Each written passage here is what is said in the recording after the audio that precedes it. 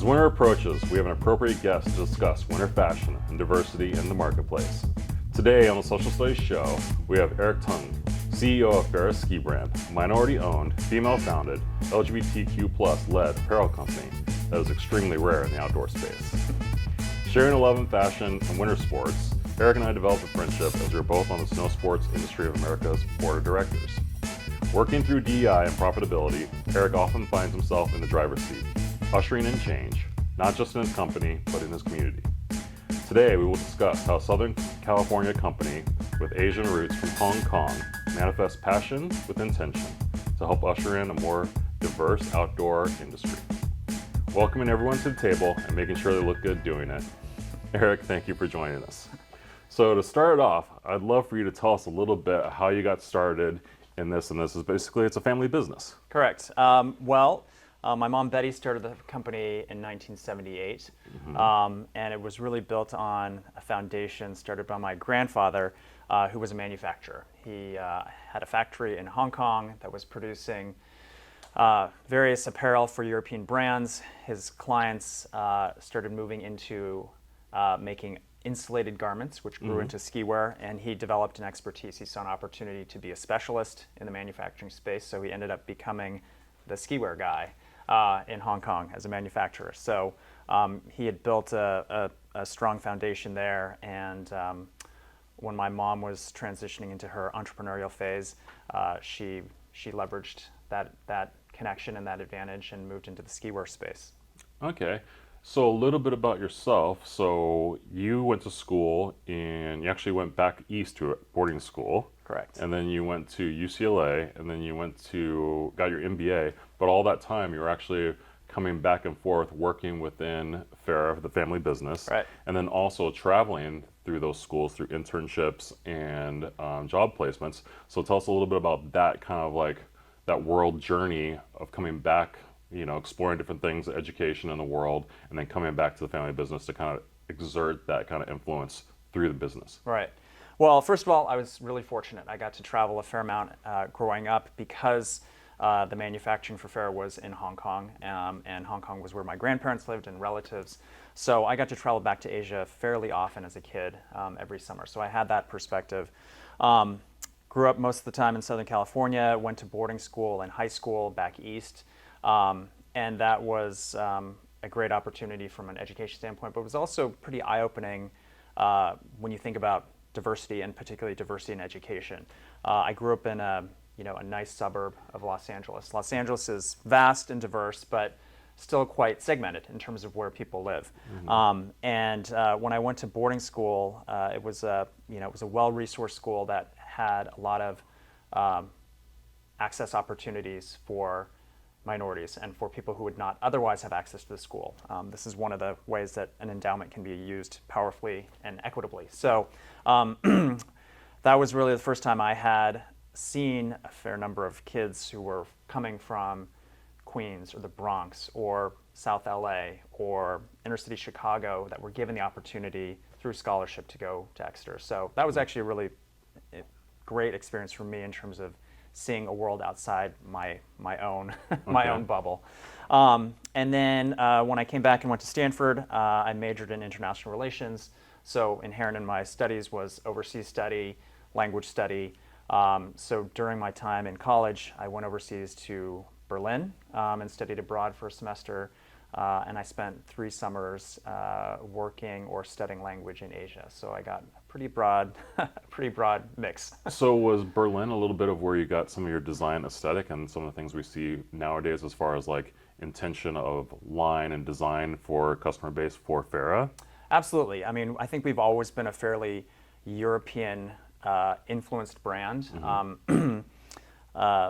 Whether by genetics or just environment. Both my sister and I, and my mom and my grandfather always had an eye for product, for quality, for design. We all had a similar aesthetic. So Europe has always been a good inspiration for that in terms of product that is premium, high quality, refined, tasteful. So Berlin was a great experience. At the time, it was 5 years post the fall of the wall. And it was a really interesting mix of kind of Western world and emerging, post-communist world.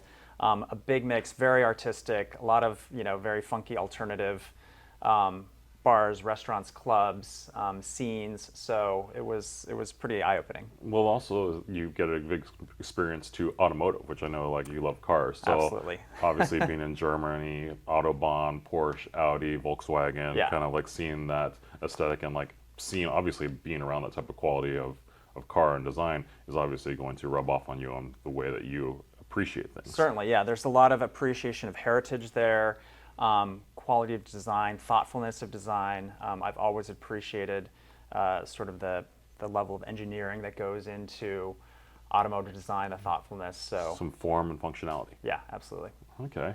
So then looking at that, you went into finance. I did. Was the thing to do.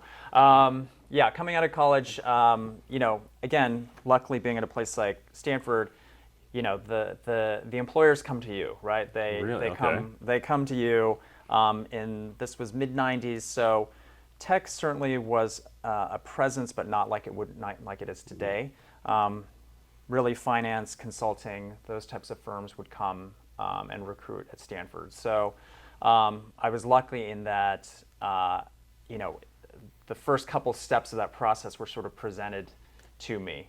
And I had also had other friends who graduated ahead of me who had gone into those industries. So I sort of knew what to expect. I knew kind of what the MO was to work through that recruiting process. Okay, so to pose a question and think about this as far as like business and moving forward ahead, if you're looking at that and you're looking at things as far as Exeter and you're looking at Stanford and then UCLA, those networks and education are kind of like setting yourself up for success just because of the interpersonal relationships that you kind of created. So it's not necessarily a linear journey as far as just going into design Right. and trying to create an apparel company for an outdoor brand. Like you kind of went, I guess, kind of circumvented. You kind of went around and then learned all the different finance stuff.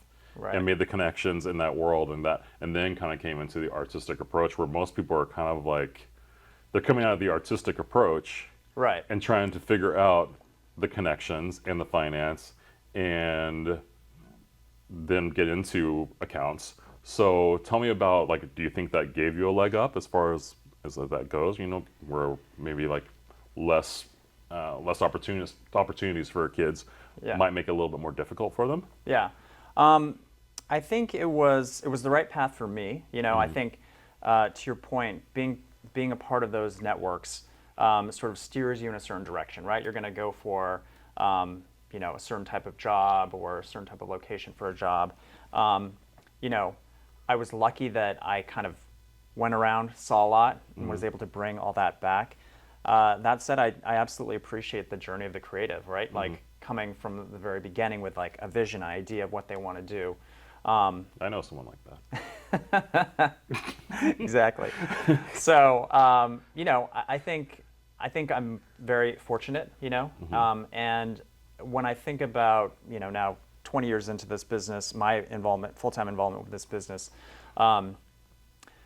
the people I'm able to call on for advice is great, and these are people who are not certainly not in the ski industry. They might tangentially be in the outdoor industry, but they are in business, right? They're general consumer business. yes, like they're it's not in, special. It's right. So they're in industries where they're dealing with client needs, customer wants, market opportunities. So it's that kind of thinking that helps inform what we do here at our little brand. Gotcha. So a question for me is like, obviously you've gone and experienced all that, and then you decided to come home and then help with the family business. Like, what was the draw of being like, okay, maybe this finance world isn't necessarily the thing that I'm looking for, and like coming into bringing all those skills that you've learned from this worldly journey back home and then influencing that into this brand? For me, I've always been drawn to product, right? We talked about automotive and cars. I've always been drawn to physical goods, design, right? Cars, furniture, buildings. So I always had a slant towards physical product. And I think for me, being in the finance industry it was so service oriented and so client oriented, it was really hard to grasp onto something tangible, like literally tangible. I like physical products. So when I came back to LA and went to UCLA for my business degree, I had the opportunity 2 or 3 days a week to come down and help out at the office, right? And at the time, it was really just, I'm here to help out. I've got free time. And as soon as I started kind of getting into the nuts and bolts of this business, the design process, our warehouse, fulfillment, customers, like I felt inspired again. I think finance was great. I met a lot of great people, and it was a great place to start my career. But ultimately, I think I knew it wasn't like a path that I wanted to stay on going forward. So let's talk about that a little bit, because you talked about that you worked in New York and San Francisco, and you worked at Morgan Stanley and JP Morgan Chase. And one of the things that you had mentioned before is this was a diverse workforce. It was kind of like the first place you'd really gone to and seen such diverse workforce. And so coming back to the winter sports industry, and obviously being very, I guess, Caucasian kind of like affiliated and dominated, to be completely honest, how do those dichotomies work, and what do you see as far as like your place in those communities and workforces?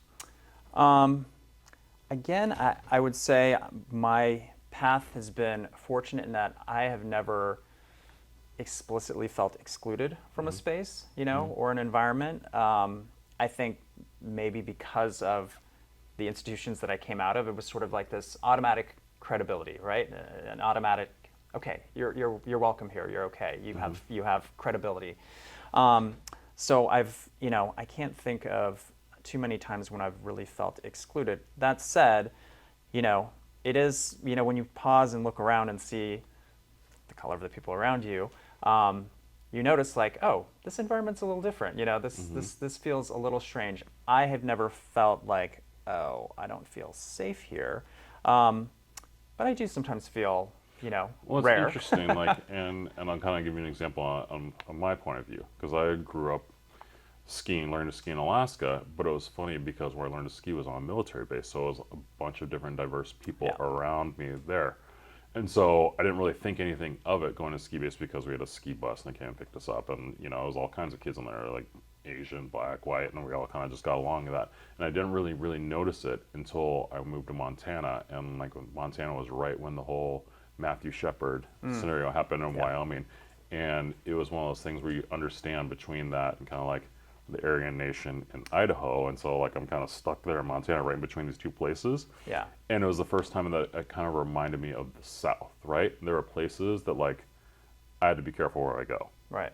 And so that was the first thing I really kind of had, like, as a teenager. I mean, because I went to school really early, I was 17, and all of a sudden understanding there's places you can't go by yourself. You got to be careful. Yeah. And it reminded me of all of a sudden it clued in on that's the South, but it's the Northwest. Right. Yeah. And so it's like it was a really eye-opening experience of going through that and becoming understanding that like these are life or death situations. This isn't just a casual thing. Yeah. So you're reminding me of again, my experiences growing up and even traveling, they've always been very international places or cosmopolitan places. But, during college, I had college friends who were from Kansas, from Georgia, from Florida, and they would all caravan out to school to the West Coast. They kind of meet up in one place and caravan in 2 or 3 cars and drive across the country.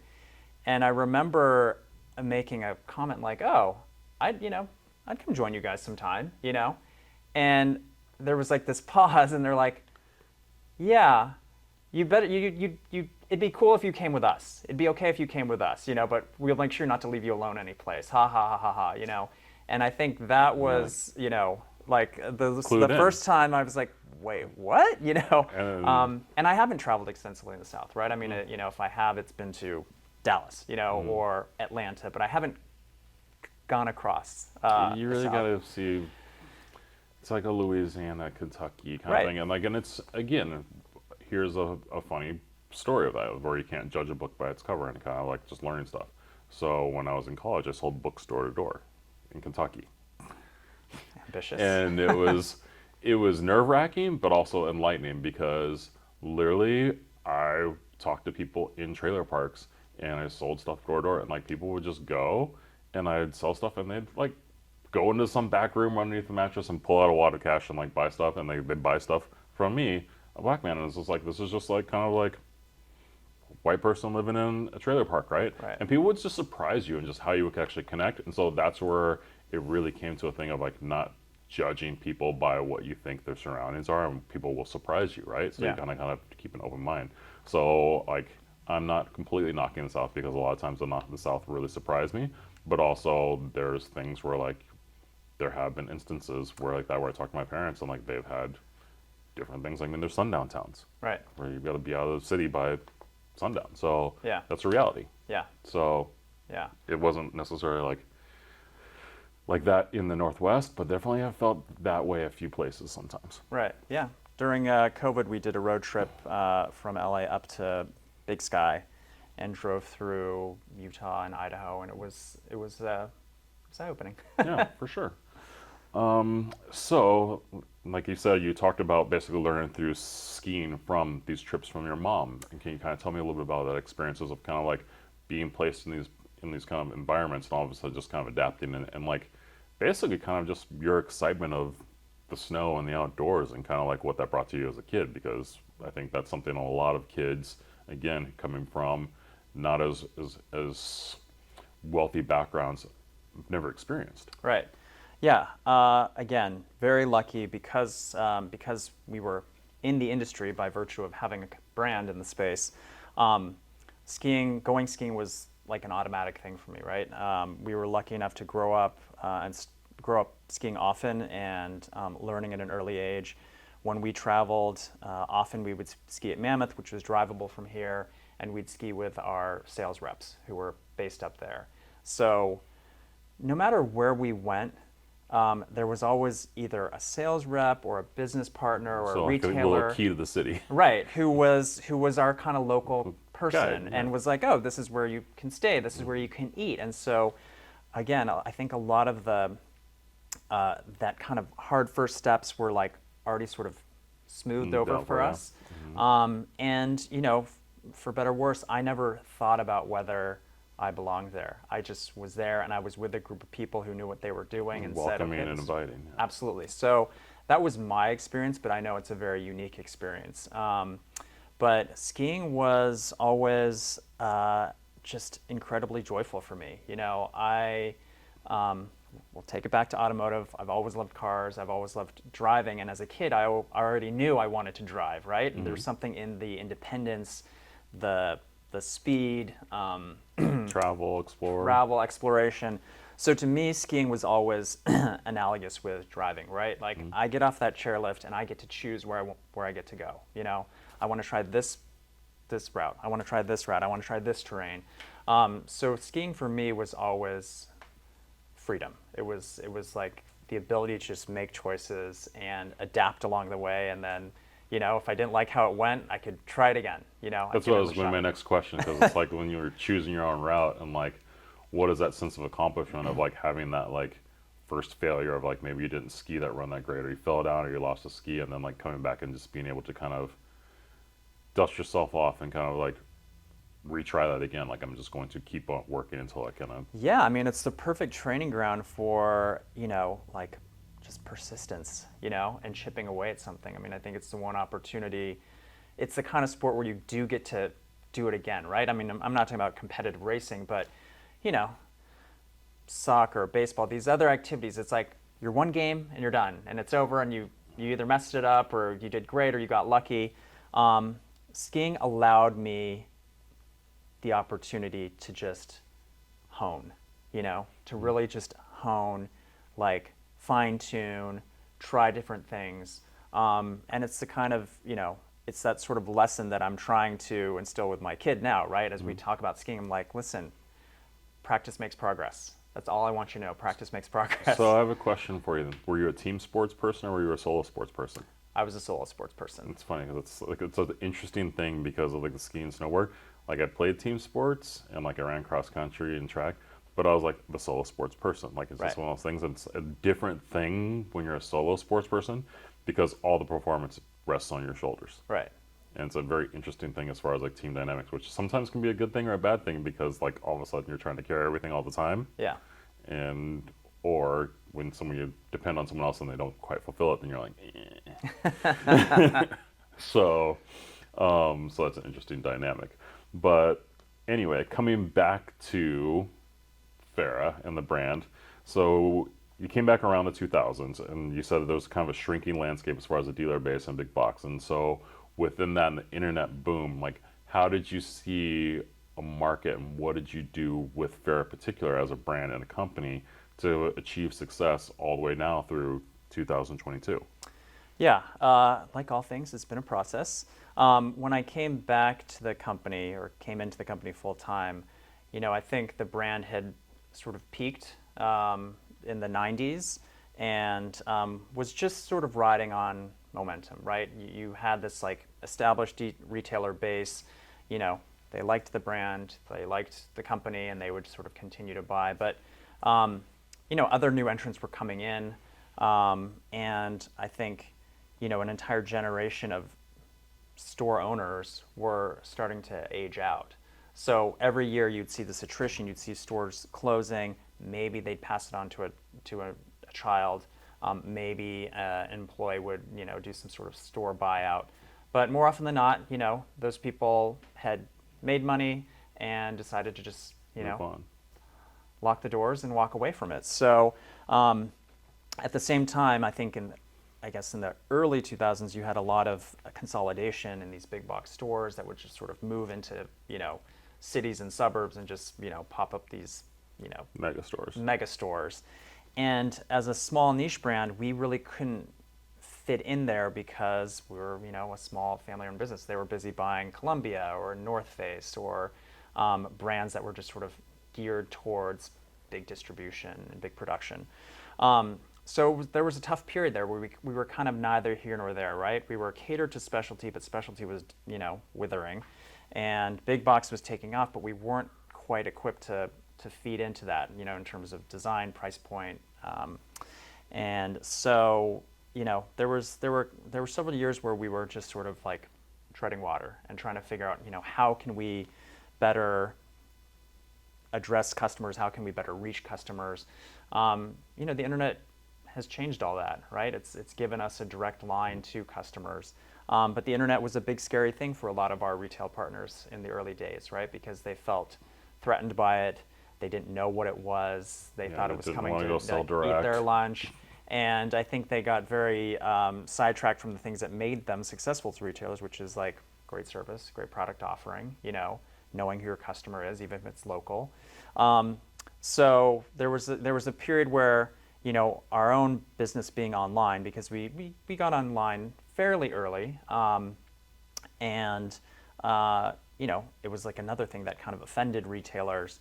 But I think, I can safely say like that has shifted, right? I mean, people see the opportunity, even these smaller shops, whether or not they do their own e-commerce, they see the opportunity of driving more customers to them by reaching out directly to customers, like through digital means, whether it's from brands like us going directly and saying, hey, check out our specialty retailers. Like if you live in this area, here's our local stockist. For sure. And also just driving brand awareness and customer enthusiasm, right? I mean, we're in the business of trying to create hype and happiness. Yes, and happiness, right? And that joy and capturing that joy. And I think it took me a while to kind of make the connection between my own joy from skiing and my own enthusiasm for product and design into like, oh, I could do this here, like through this vehicle. So that's what we've been doing the last several years. So a question I have for you that, and like now coming into, 2020 into 2002, like, and looking at new opportunities and honestly, equity and equality, I look at that as a manufacturer who has experience in Hong Kong and with a diverse audience. That creates an amazing opportunity because, looking at the history of Hong Kong ski wear gives a different perspective on the Chinese market and the value of an athlete like Eileen Gu, right? Mm-hmm. She just went to the Olympics. She basically is worth 100 million in endorsement deals. And it's interesting looking at how she declared nationality for China, and it opened up a $300 million market on products that she's endorsing for people like Estee Lauder, Victoria's Secret, Tiffany & Co., and Oakley, which all have targeted China in the recent years. And when you look at that, where traditionally ski brands really haven't really locked into that niche, you having that experience, how does that help you with business, and how does that help you see where the future of business is going in not just winter sports, but just in general? Right. Like having a huge market of diverse people to buy products. Yeah. Well, first of all, Eileen Gu is like phenomenal, in and of herself, right? Without kind of the diversity angle, but I have tremendous respect for the choices she made and really like the impact that she's had, right? So you look at China with its massive population of 1.3 billion, and granted, only a portion of that is going to be, say, upper middle class and above. But she has activated an entire market, right? I mean, China, it helped that China hosted the Winter Olympics, so there was a ton of marketing and state support for promoting the fact that they were hosting the Olympics. But, you had a billion eyes looking at snow, artificial or not, and looking at people on the snow, and looking at a half Asian face, representing their country. People that look I think like it says a lot about about where the Chinese population is in terms of their point of view, right? Because even though Eileen Gu is half Chinese, they accept her as she's one of us, And at the same time in the U.S. market, you had people looking like, wait, how come she's not, siding with us? And in the end, I mean, listen, she made a business decision. International. Yeah, international superstar. Period. Absolutely. Point blank. So you look at sports like Formula One, right? Gigantic market outside the U.S. Soccer, football. Yeah. Gigantic market outside the U.S. So you have to think, globally and about opportunity going forward. And I think what she's done for the sport is great because she's young, she's multicultural, she's dynamic, and it attracts a lot of people, right? And these are people who are not like, oh, I'm going to be the next Olympian. They're just like, oh, I kind of want to do what she does. That looks fun, Yeah, and it's just a great sense of style and aesthetics, and it was just something that really interested me is because Chloe Kim was on the cover of Shape, and it was a very like conceptualized cover, right? And from the core audience of snowboarders, like she kind of got a lot of like criticism about her. Yeah, and it was just funny because people were online and just criticizing her, and then it was interesting seeing the heaps of where actually kind of like racial hate kind of jumped on top of that. And it was funny because in the comments section and just talking about that, none of the snowboarders ever actually thought about what she was actually trying to accomplish in perception to the Asian market. Yeah. And so when you think about it, like it wasn't necessarily for the core snowboarder audience, it was for Asian people to see another person on the cover that looks like them and then actually maybe embrace the sport and look at it from that point of view and be like, oh, I like this person because of what they're doing and like this accomplishments that maybe I'll try snowboarding. Right. And sometimes it's the longer play rather than just the blatant obviousness of it. Yeah. And it was just an interesting thing of just like, honestly, we talked about a lot just on the board of directors at SIA Right. of just like how that was kind of an interesting misstep by a lot of core snowboarders. And that's the interesting thing of like having that audience jump to conclusions about something they didn't necessarily even know. Right, right. I mean, look, there are always expectations of where people think people should sit or where they should reside.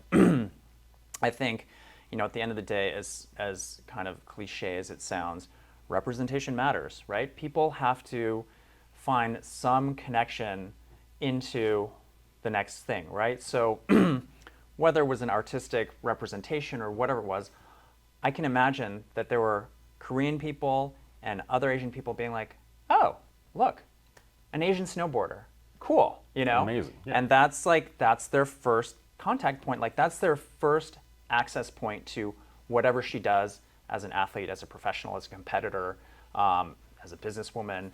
As an endorsement deals and as a spokesperson, because I want to shift gears here a little bit for a second, right? Let's talk basketball. And something I just recently reviewed was China's exposure through their teams. ESPN did a valuation on it. And so NBA China is valued at $5 billion.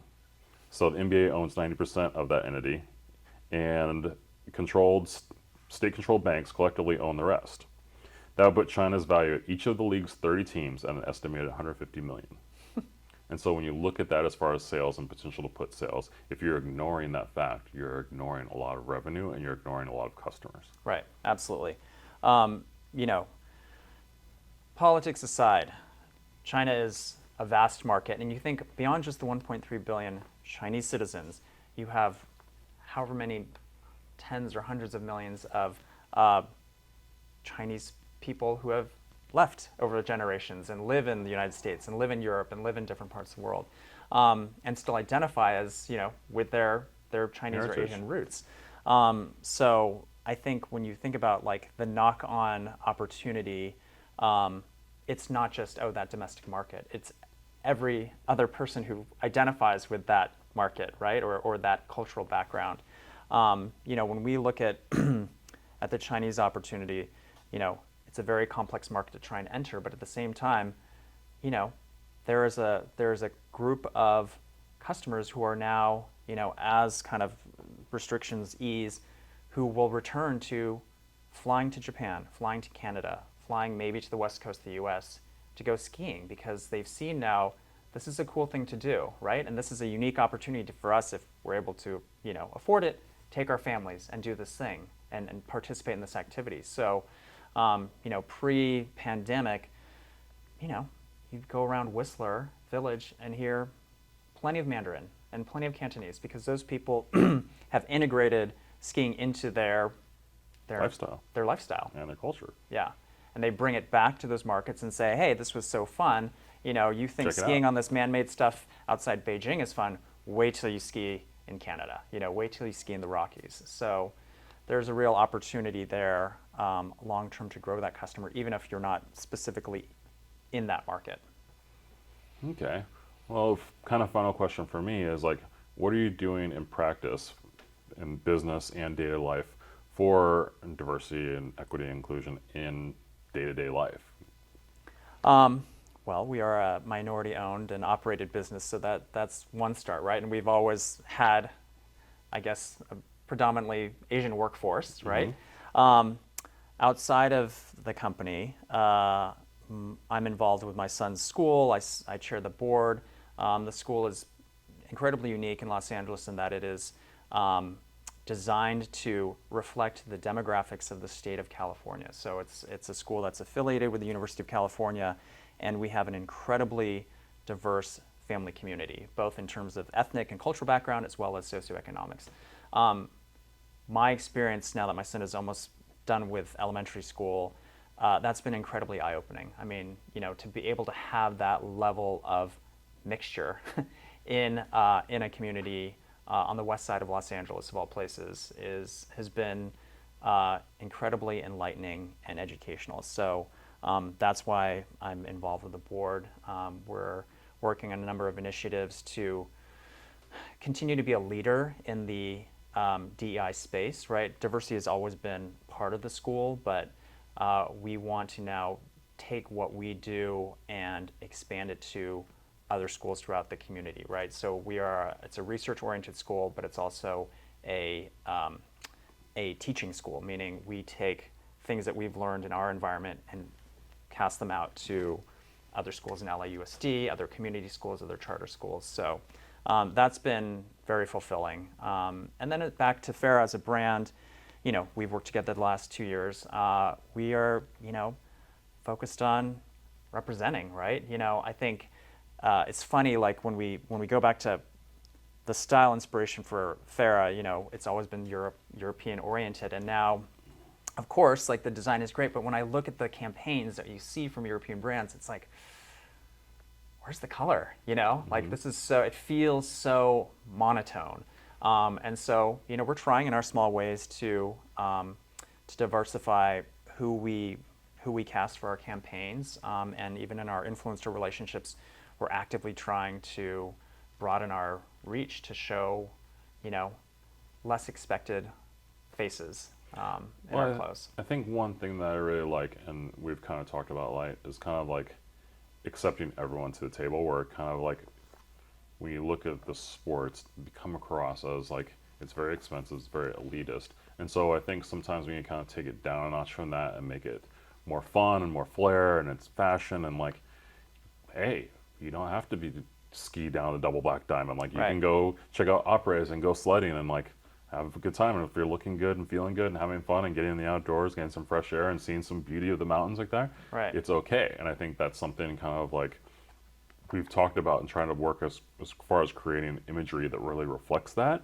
and makes people more inviting to the mountains. Where like, I know, especially like, man, when I was going to school, like, you know, like my family were just like, what are you doing up there? It's so cold. And it's like that. And it's like, you know, like black people don't go in the snow. And I'm like, yeah, I do. You know, like, I do. I'm like, I'm into it, right? Yeah. And like, so when you can create that and create an environment and then have things that keep you warm, and honestly, like, it's like the one thing I actually really do like about it is it's like you have really functional, stylish clothes that are not so expensive that it's just like something that's like out of control, unattainable. Like, you know, there are Right. definitely things like that. So it is a great access point for that. And I think when you combine that with your messaging, it's a great narrative to, and just like example of how to get into the industry and into the sport and get into the outdoors, so however you want to come at it, right? Right. And so I think that's something that, like, I mean, working with you, that I've really enjoyed. Yeah, I appreciate it. Yeah, there's no singular way to do this, right? There's no singular way to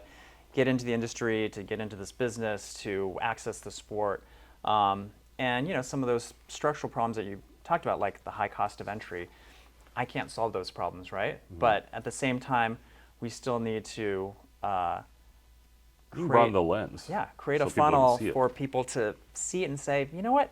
When I am ready, I want to try that, Yeah. right? When I do like have, you know, my vacation funds saved up, like that's the thing I want to try. You know, I want to bring my family, I want to bring my friends, and you know, whether we ski or we sled or just shop or drink wine, you know, we're trying to create a vibe. vibe, a vibe, Create a vibe. an attractive vibe, an attractive and go. stylish vibe. There we go. So last question is, what tips would you give to a younger generation of someone who's following in your footsteps? Network like crazy. Okay, that's a great one. Network like crazy. I mean, you know, I've come to appreciate this as a middle-aged person now.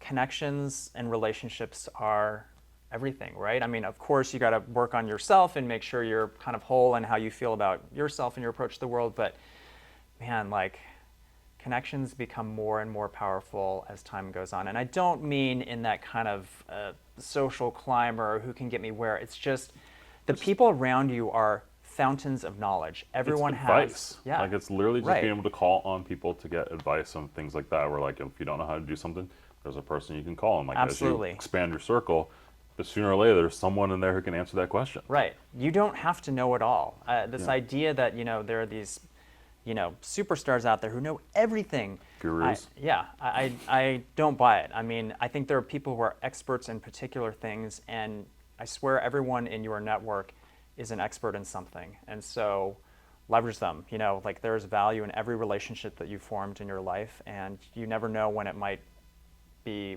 Come to you know, fruition. Yeah, yeah. Perfect. Well, thanks a lot for joining us, Eric. Really appreciate it. Thanks for having me. Okay, awesome.